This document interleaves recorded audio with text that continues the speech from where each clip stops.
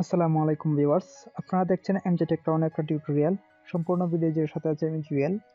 আজকে আপনাদেরকে দেখাবো ইমেইলে আসা অপ্রয়োজনীয় ইমেইলগুলো কিভাবে বন্ধ করবেন। আসলে আমরা দেখে থাকি বিভিন্ন সময়, যেমন কোরা আছে, তারপর ফেসবুক আছে, তারপর বিভিন্ন ধরনের ইনস্টাগ্রাম, এগুলো থেকে প্রতিনিয়ত অপ্রয়োজনীয় ইমেইল এসে আমাদেরকে বিরক্ত করে। তো সেটা কিভাবে বন্ধ করবেন সেটাই আজকে দেখাবো। তো চলুন কথা না বাড়িয়ে মূল ভিডিওতে যাওয়া যাক।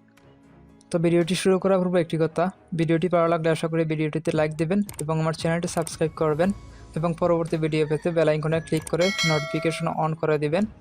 তাহলে চলুন শুরু করা যাক।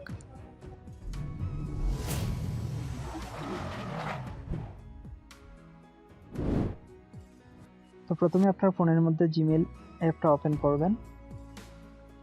তো আমি আমার জিমেইলটা ওপেন করতেছি।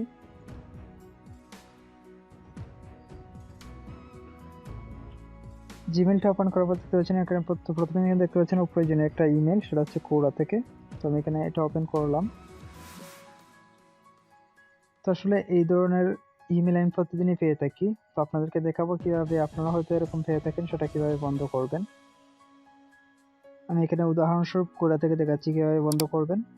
তো এখানে দেখতে পাচ্ছেন, আপনি যদি ভবিষ্যতে এই প্রকারের ইমেল পেতে না চান তবে অনুগ্রহ করে আনসাবস্ক্রাইব করুন।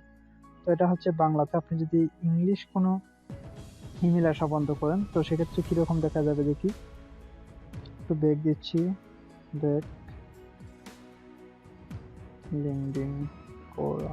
এখানে দেখতে পাচ্ছেন wordpress.com থেকে আমার একটা ইমেল আসছে, যেগুলো একটা স্প্যামিং মেসেজ। তো আমি এটা ওপেন করতেছি।